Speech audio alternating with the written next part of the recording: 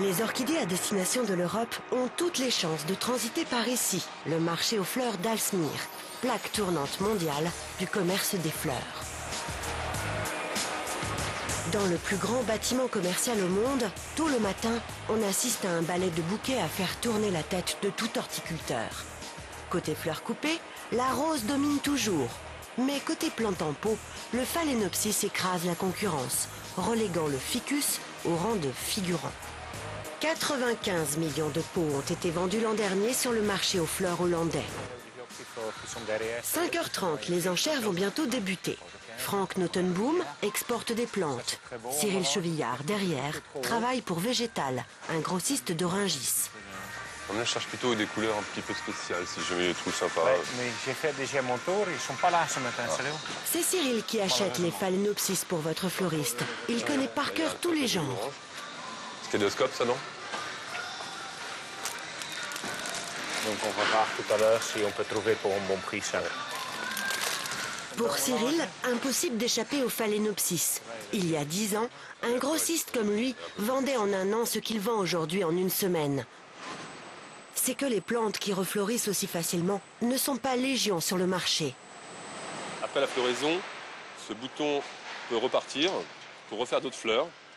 On a aussi en fait les boutons latéraux qui peuvent aussi réinitier d'autres petites tiges pour faire d'autres fleurs.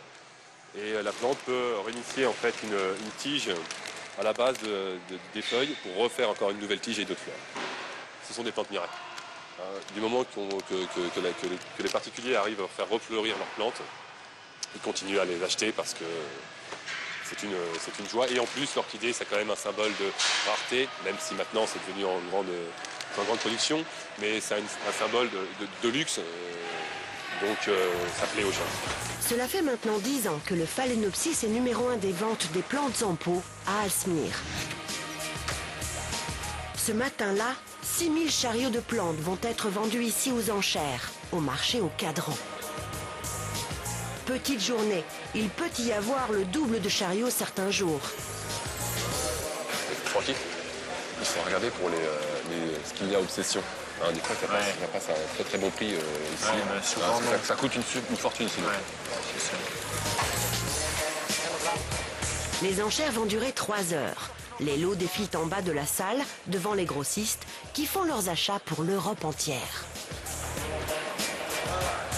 Leurs regards vont en permanence des chariots aux écrans tout en haut.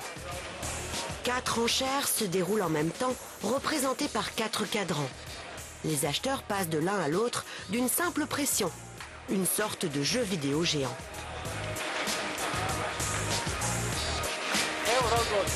Les prix indiqués par le curseur partent haut et descendent automatiquement. L'acheteur 402, en jaune, a appuyé le premier. Il emporte le premier lot à 2,60. L'acheteur 315 appuie plus tôt. Il paie le second plus cher, 2,70. L'acheteur suivant bloque également le curseur à 2,70. Et le quatrième appuie encore plus tôt. Il paie plus cher, à 2,90. Non. Raté. Je vais essayer d'avoir le chariot de Nassau là, qui va passer en 2 branches. Tout le jeu consiste donc pour Cyril à appuyer au bon moment. Pas mal. Merci. C'est réglé. C'est réglé. C'est presque à Paris. Premier enchérisseur, Cyril a obtenu son lot de Nassau. Une seconde de retard Presque. et le lot vous échappe. Mais appuyer trop tôt, c'est aussi risqué. C'est un peu haut. C'est non. Franck a acheté, il a réussi. Franck pense qu'on les a payés trop cher. On va voir. Pour l'instant, non. Pour l'instant, non. Eh bien non. Bien fait. Ça. Donc l'achat était bon. Les chariots suivants, identiques à ceux acquis par Cyril, sont partis plus chers. Son instinct d'acheteur était bon. C'est vendu des toilettes, des 10 pour moi. Donc Franck a acheté 12 caisses là, de ferme. À 2, il y a plus de chances de remporter les enchères. Voilà. À 2, bah, c'est le premier qui appuie. C'est celui-là que j'ai acheté la dernière semaine et que tu étais super content. les premières qui passent là. Non, ouais, le deuxième. Deuxième, Ouais. ouais, c'est très beau ça. Ouais. Les enchères conviennent pour les petits lots, mais pour les gros volumes, Cyril s'approvisionne directement auprès des producteurs d'orchidées. Aux Pays-Bas, ils étaient 10 il y a 20 ans. Ils sont aujourd'hui 160 et assurent à eux seuls 85% de la production des phalaenopsis en Europe. Nous sommes chez Optiflore, l'un des poids lourds du secteur. Il y a 11 ans, ses créateurs produisaient des tomates. Changement de culture, mais toujours la même efficacité. Optiflore produit 2,5 millions de phalaenopsis par an. Pour contenter le marché, les producteurs proposent sans cesse de nouveaux hybrides. Cyril vient ici faire son marché. Les deux boutons là sont trop proches. Là. Quand ils vont s'ouvrir, en fait, les fleurs vont se mélanger et non pas être bien séparées comme on a sur cette plante-là. C'est vraiment très beau. C'est du 4 branches. Une plante 4 branches avec des fleurs. C'est peut-être pas une plante parfaite, mais on est quand même pas loin quand même, parce que c'est vraiment très très joli. Quoi. On achète ça plutôt dans les périodes en fait Saint-Valentin, fête des mères, Noël, les périodes où les clients finaux sont capables de mettre un peu plus d'argent dans une plus belle plante. Cyril achète surtout pour les fleuristes, les jardineries, les décorateurs.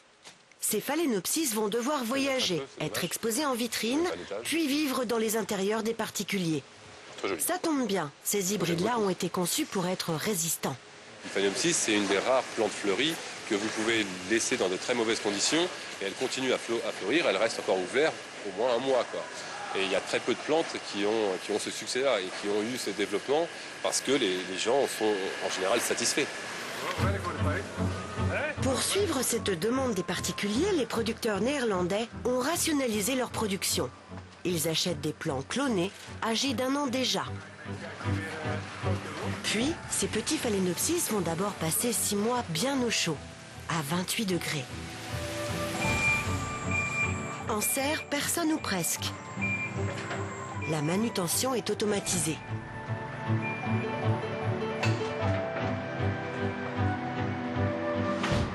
Après 1 an en ambiance tropicale, changement de régime. On baisse la température et on augmente la lumière pour faire partir les tiges.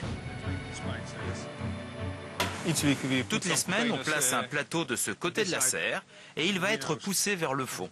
Au bout de 18 semaines, lorsqu'il aura atteint l'autre extrémité, les orchidées auront achevé leur croissance et seront prêtes à être vendues. De l'autre côté de la serre, à Cyril de dénicher la perle rare, celle que les autres grossistes n'ont pas. Ça, c'est bien ça. C'est sympa, la couleur est sympa. Ce qui fait aussi le succès du phalaenopsis, c'est ce grand choix de couleurs. On va du blanc en passant vers presque le noir. En allant vers le noir, il nous manque un vrai rouge encore. On n'a pas encore de vrai rouge. Et on a même des bleus artificiels, mais on a des bleus aussi qui existent maintenant. Là, j'ai acheté en fait le petit lot qui est là. C'est pas grand-chose pour les 12 millions de Parisiens. Ils vont se battre, mais voilà, il y aura une trentaine de plantes et encore. Ouais, c'est ça, 30 plantes. Lorsque les fleurs sont choisies, elles quittent toutes seules la serre. Un dernier arrosage pour la route et le lendemain, Cyril pourra les réceptionner à Rungis. Mais dans le monde des orchidées, existent aussi des îlots très éloignés de cette frénésie de production.